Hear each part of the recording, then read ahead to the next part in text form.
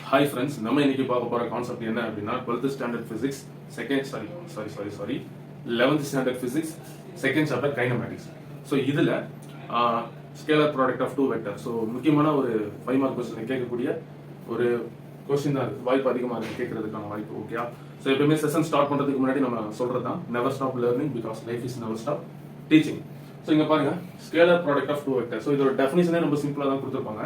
அதாவது scalar product of two vectors will be defined as. இப்போ இந்த டூ வெக்டர்ஸ் அப்படின்றத நம்ம என்ன எடுத்துக்கலாம்? For example a vector b vector அப்படி எடுத்துக்கலாம். ஸ்கேலர் ப்ராடக்ட்னு சொல்லிட்டாலே அது எப்பயுமே டாட் ப்ராடக்ட் தான். ஓகேயா? டாட். அப்ப வெக்டர் அப்படின்னா கிராஸ் ப்ராடக்ட். அது அடுத்த செஷன்ல நம்ம அதை டீடைலா பேசுவோம். சோ இங்க கண்டிஷன் பாருங்க, டூ வெக்டர்ஸ் கரெக்ட்டா? Scalar product of two vectors. Scalar product of two vectors is defined as magnitude of both vectors. Okay, magnitude of both vectors அப்படினா இதோட magnitude இதோட magnitude. அப்ப இத நம்ம எப்படி எழுதலாம்? a b ன்னு எழுதலாம்.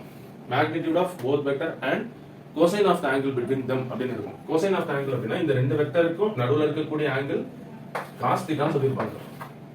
சார் இது ஏன் சார் cos θ ன்னு சொல்றாங்க? ஏன் sin ன்னு சொல்ல கூடாதா அப்படினா இப்போ நான் சொல்றேன், உங்களுக்கு கிளியரா புரியும். இப்போ பாருங்க, இப்போ cos θ 0 டிகிரி அப்படின்னா நமக்கு 1 கரெக்டா? அதே மாதிரி cos 90 டிகிரி அப்படின்னா நமக்கு 0.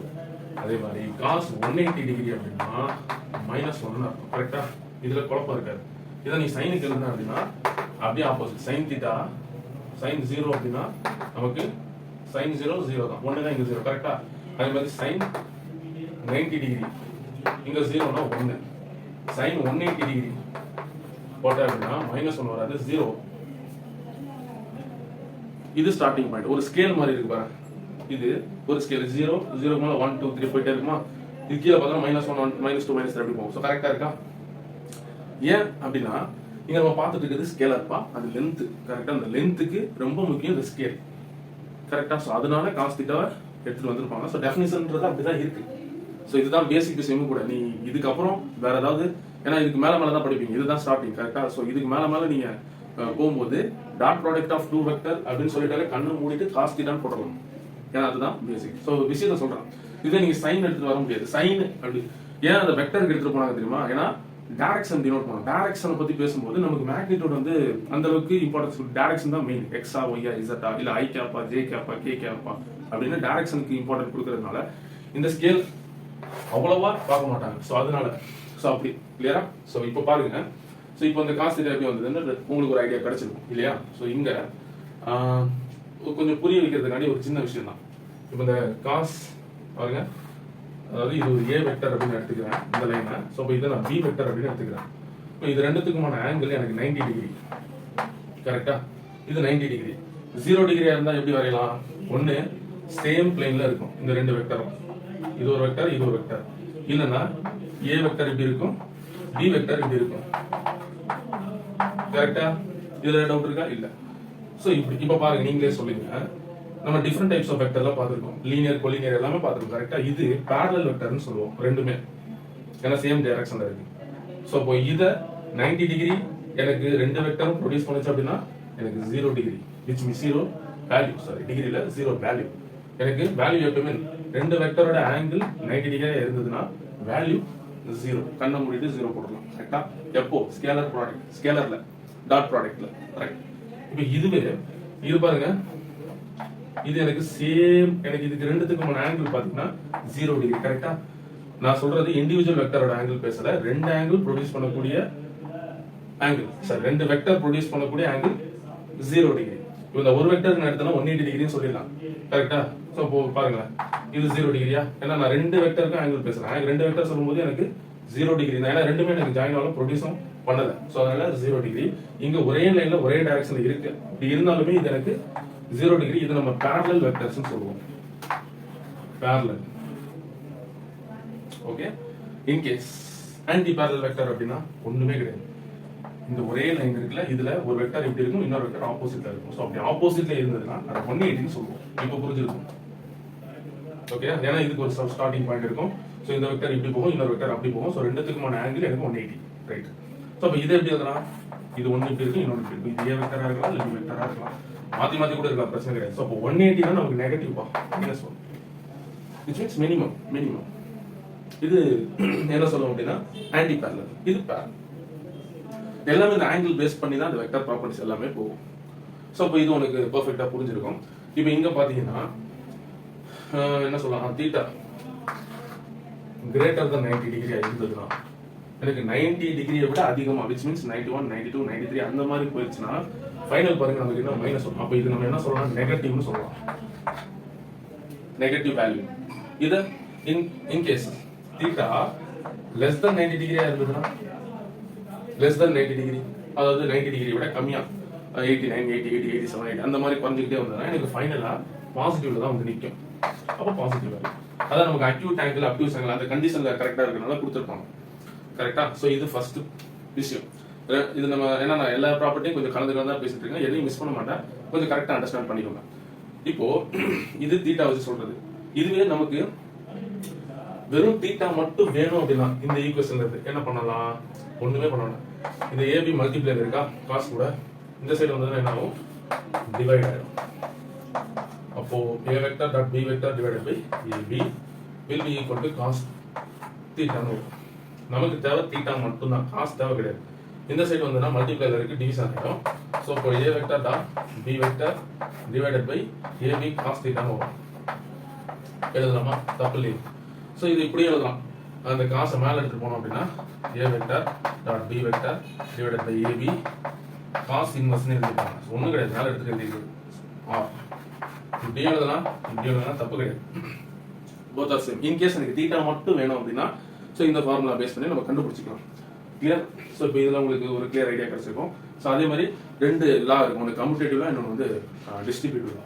ஸோ கம்யூட்டேட்டிவ் லா என்ன பேசுவோம் அப்படின்னா a vector dot b vector will be equal to b vector dot a vector. So இந்த ப்ராப்பர்ட்டி ஒபே பண்ணுது, எது ஸ்கேலர் ப்ராடக்ட் ஆஃப் டூ வெக்டரை ஒபே பண்ணுது அப்படின்னு சொல்லியிருப்பாங்க. இது எப்படி வெரிஃபை பண்ணலாம், ரொம்ப சிம்பிள். இப்போ a வெக்டரை நான் 2 வச்சுக்கிறேன், b வெக்டரை நான் 3 வச்சுக்கிறேன். அதே மாதிரி b வெக்டர் 3 தானே, a வெக்டர் 2. வேல்யூ மட்டும் சும்மா சப்ஸ்டிட் பண்ணி பார்ப்போமே, வரது ஈக்குவல் தானே, ஈக்குவலா இருக்கா இல்லையா செக் பண்ணிடுமா. 2 3 are 6, 6 கரெக்டா, ஏன்னா மல்டிப்ளைல தானே இருக்கு. இப்போ ஒபே பண்ணுதுன்னு ப்ரூஃப் ஆயிடுச்சா, முடியுது. ஸோ நெக்ஸ்ட் டிஸ்ட்ரிபியூட்டிவ் லான்னு சொல்லியிருப்பாங்க. அது ஒன்றும் இல்லை, ரொம்ப சிம்பிள் தான்.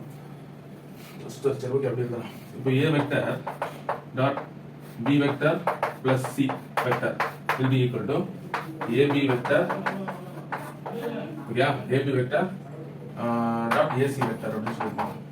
ஆனா நமக்கு வந்து dot ab vector ac vector dot product of ac vector, okay, plus a vector இங்க b vector, a vector dot b vector, a vector dot c vector, நடுவுல இருக்க பிளஸ், நடுவுல இருக்க பிளஸ். சோ இதுக்கு நீங்க வேல்யூ சப்ஸ்டிட்யூட் பண்ணி பாத்தீங்க. So நீங்க சப்ஸ்டிட்யூட் பண்ணி பாத்தீங்கன்னா உங்களுக்கே தெரியும், 1 2 3 சும்மா போடுமா, 1 2 3. இப்போ பாருங்க, இங்கே என்ன பண்றோம், a க்கு வந்து 1, b க்கு வந்து 2. சோ இங்க வந்து பாத்தீங்கன்னா a க்கு வந்து 1, c க்கு வந்து 3. அப்போ இதோட வேல்யூ என்ன வருது, 1 2 சார் 2. சரி, இப்போ 2 + 3 5, 5 1 சார் 5, கரெக்ட்டா 5 வருது. will be equal என்ன வருது பாருங்க, 3 1 சார் 3, 2 1 சார் 2. அப்போ 3 + 2 5, கரெக்ட்டா வந்துச்சா? அப்போ இதுக்கும் ஒபே பண்ணுது, எதுக்கு டிஸ்ட்ரிபியூட்லாம் புரிஞ்சு போச்சு. ஸோ ஆங்கிள் பார்த்தாச்சு, அப்புறம் பேரலல் ஆன்டி பேரலும் பார்த்தாச்சு. ஸோ அதே மாதிரி செல்ஃப் டாட் ப்ராடக்ட் அப்படின்னு சொல்லியிருப்பாங்க. அதுக்கு முன்னாடி ஒரு சின்ன விஷயம், இதை அழிச்சிடலாம். ஓகேயா, ரொம்ப சிம்பிள் தாங்க. ஒரு வெக்டர் செல்ஃப் டாட் ப்ராடக்ட் அப்படின்னு சொல்லியிருப்பாங்க.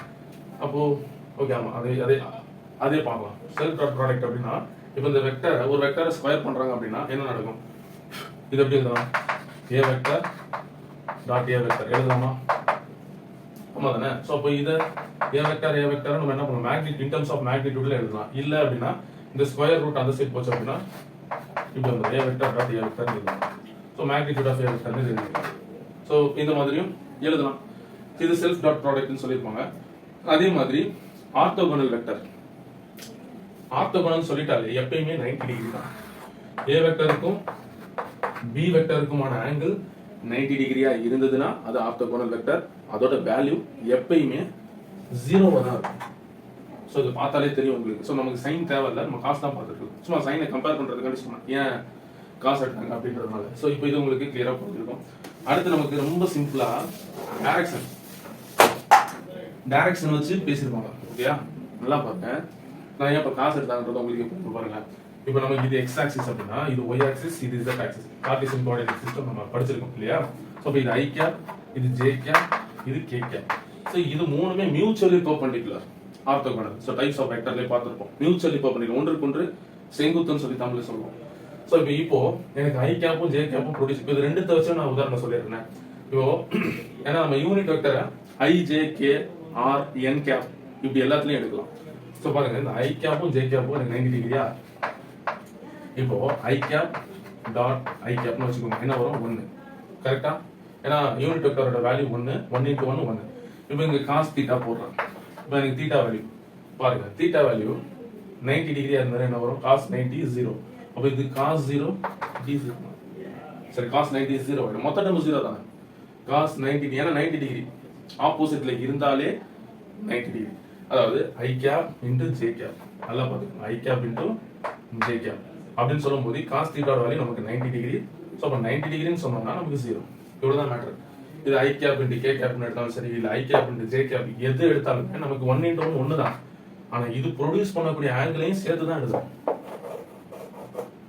காஸ் தீட்டாவை சேர்த்து தான் எழுதணும். அப்போ காஸ் தீட்டாவை நீ சேர்த்து எழுதும் போது அந்த ஆங்கிளை மென்ஷன் பண்ணணும். அப்போ 90 டிகிரின்னு போட்டோம்னா அதோட மொத்த ஆன்சர் எப்பவுமே அது 1 இருந்தாலுமே எனக்கு 0. அவ்வளோதான். ஸோ இது சொல்லியிருப்பாங்க. அதே மாதிரி என் கேப் சேம் டைரக்ஷனாக இருந்தாலும் 1ன்னு சொல்லியிருப்பாங்க. ஐ கேப் இன்டு ஐ கேப், ஏன்னா 1 × 1 1 தான். ஏன்னா சேம் டைரக்ஷன் அப்படின்னு சொல்லும்போது எனக்கு இப்போ ஐ கேப்பும் இதில் தான் இருக்கு. இன்னொரு ஐ கேப் எடுத்தனால அதுவும் பேரலல் வெக்டர் மாதிரி எனக்கு ரெண்டுத்துக்கும் ஆங்கிள் 0. ஐ கேப்பும் இதில் தான் இருக்குன்னா இன்னொரு ஐ கேப்பும் இதில் இதே டைரக்ஷன் தான் இருக்கு. Same direction. கரெக்டா? இது ஒரு ஐ கேப், இது ஒரு ஐ கேப். புரிஞ்சிருக்கும்? A vector b vector parallel மாதிரி. அப்போ இது ரெண்டுத்துக்கும் ப்ரொடியூஸ் பண்ணக்கூடிய ஆங்கிள் 0. காஸ் 0 1. அப்போ ஐ கேப் அண்ட் ஐ கேப் எப்பயுமே எனக்கு ஒன்று தான். அதாவது சேம் டைரக்ஷன் சொல்லக்கூடிய டாட் ப்ராடக்ட் எனக்கு எப்பயுமே 1. கிளியரா? தமிழ் மீடியத்துக்கு டாட் ப்ராடக்ட் அப்படின்றது புள்ளி பெருக்கல் அப்படின்னு சொல்லியிருப்பாங்க. அப்படியே சும்மா டிரான்ஸ்லேட் பண்ணிக்கோங்க, கான்செப்ட் எல்லாம் சேம் தான். ஸோ கிளியரா? ஸோ இப்போ உங்களுக்கு இதுக்கு வித்தியாசம் புரிஞ்சிருக்கும். கரெக்டா? அடுத்தது ஒரே ஒரு விஷயம் தான். ஏன்னா இந்த வெக்டர் இருக்குல்ல, இது ரெண்டுத்தையும் மல்டிப்ளை காம்பவுண்ட்ஸ் வச்சு மல்டிப்ளை பண்ணா என்ன நடக்கும் அப்படின்றத சொல்லியிருப்பாங்க. நான் இதை சின்ன லாஜிக் வச்சே சொல்லி முடிச்சிடறேன். ஸோ இப்போ நான் இதை அழிச்சிட்டுமா? இதை அழிச்சிடறேன். ரொம்ப சிம்பிளான லாஜிக் தாங்க. பாருங்க, ஏ வெக்டர் அப்படின்றத நம்ம என்ன காம்பவுண்ட் எடுக்கலாம்? ax into i cap plus ay into j cap plus az into k cap எடுக்கலாமா? ax i cap ay j cap a அந்த மாதிரி எடுக்கலாம். ஸோ அதே மாதிரி b வெக்டர் அப்படின்றத என்ன எடுக்கலாம்? சரி, b x into i cap. அப்போ b y வச்சு எடுத்தோம்னா y into அதோட டைரக்ஷன் j cap. அதே மாதிரி b z into k cap. சரி, இப்போ இது ரெண்டுத்தையும் நீ மல்டிப்ளை பண்ணணும். இவ்வளவுதான் மேட்டர். இது ரெண்டுத்தையும் மல்டிப்ளை பண்ண போற. இப்போ எழுதிடலாம், அதே மாதிரி எழுதிடலாம், ஒன்றும் பிரச்சனை கிடையாது. இப்போ பாருங்க, டைரக்டா எழுதுமா இல்லை சரி எழுதிடலாம்? எது confusion? ax i cap plus ay j cap plus az k cap dot product bx i cap plus by j cap plus bz k cap. கரெக்டா? எழுதியாச்சா? இப்போ மல்டிப்ளை பண்ணலாமா? இந்த ax வச்சு இது மூணுத்தையும் மல்டிப்ளை. நல்லா பாருங்க, மல்டிப்ளைன்றது இந்த ax வச்சு இதையும் பண்ணணும். அப்படி பண்ணோம்னா ax into bx வரும். கரெக்டா? ax into bx i cap இருக்கும் பிளஸ் ax into என்ன வரும்? by. கரெக்டா? அதே மாதிரி ax into by. ஆனா இது i cap இருக்கு, அது j cap இருக்கு. சோ இப்போ இது நான் i cap j cap இங்கே எழுதிக்கிறேன். இப்படி எழுதிக்கிறேன். ax i cap into ay sorry by j cap plus அதே மாதிரி ax into I இதை வச்சு இதை மல்டிப்ளை பண்ணணும். அப்போ ax into I dot product வச்சுக்கோங்க, dot product multiply b z into k. இப்படிதான் மல்டிப்ளை பண்ணா எனக்கு என்ன டாட் ப்ராடக்ட். ஓகே, இதுவும் டாட் இதுவும் டாட். கிளியரா புரியுதுல? ரைட். இப்போ நீங்க இதை பார்த்தாலே சொல்லிடலாம், நமக்கு ஈக்குவல் டு வெளியில a வெக்டர் b வெக்டர் இருக்கு. கரெக்ட்டா? சோ நீங்க நான் ஒரு டைம் வச்சு தான் மல்டிப்ளை பண்ணி காட்டினேன். ax bx எனக்கு i cap into i cap ஒரே i cap வெளில எடுத்தாச்சு. அப்போ i cap இப்பதான் சொன்னேன், i capும் இன்னொரு i capும் ஒரே டைரக்ஷன்ல இருந்ததுன்னா அதோட ஆங்கிள் 0 டிகிரி. cos 0 டிகிரினா 1 ன்னு அர்த்தம். அப்போ எனக்கு இது வேல்யூ இருக்கு எக்ஸ் எக்ஸ், இங்க பாருங்க எக்ஸ் ஒய். அப்போ கார்ட்டீசியன் கோஆர்டினேட் சிஸ்டம் படி இது எக்ஸ் அப்படின்னா இது ஒய், கரெக்டா? அப்போ ரெண்டுத்துக்குமான ஆங்கிள் 90 டிகிரி. அப்போ காஸ் 90 டிகிரி நீ போட்ட அப்படின்னா 0, இதுவும் 0, இதுவும் 0 முடிச்சு. அப்போ நமக்கு என்ன வேரியபிள்? ஏஎக்ஸ் பிஎக்ஸ் இன்ட் ஐ, கரெக்டா? புரிஞ்சிருக்கும். இப்போ இதை வச்சு இது நீ மூணுத்தையும் மல்டிப்ளை பண்ணும்போது எனக்கு சேம் காம்போனன்ட் இருக்கிறது தான் வருது. அப்போ அதே லாஜிக்ல இது எப்படி எழுதலாம் நீயே சொல்லலாம். ஏஎக்ஸ் வச்சு அப்போ ஏஒய்னா என்ன வரும்? ஏஒய் பிஒய் ஜே கேப்னு வரும், கரெக்டா? புரிஞ்சு போச்சா? அதே மாதிரி அடுத்து என்ன வரும்? A Z B Z, A Z B Z. Vector வேற வேற இருக்கலாம், நமக்கு டைரக்ஷனும் காம்போனன்ட்டும் பார்க்கணும். K cap. ஸோ இப்போ இதில் I cap J cap K cap value 1 அப்படின்றதுனால நமக்கு reminder A X B X plus A Y B Y plus A Z B Z இது மட்டும் தான் இருக்கும். இதுல ஏதாவது டவுட் இருக்காப்பா? கண்டிப்பா இருக்காது. இவ்வளவுதான் இந்த ஸ்கேலார் வெக்டரோட ப்ராப்பர்ட்டி. ஸோ இதுல எதையுமே நான் மிஸ் பண்ணல, பெர்ஃபெக்டா கரெக்டா உங்களுக்கு புரியுற மாதிரி சொல்லிட்டேன். இன்கேஸ் டவுட் இருந்ததுன்னா மறக்காம கமெண்ட்ல மென்ஷன் பண்ணுங்க. வீடியோ ஈஸியா இருந்ததுன்னா உங்க ஃப்ரெண்ட்ஸுக்கும் மறக்காம ஷேர் பண்ணுங்க. Finally thank you, God bless you all.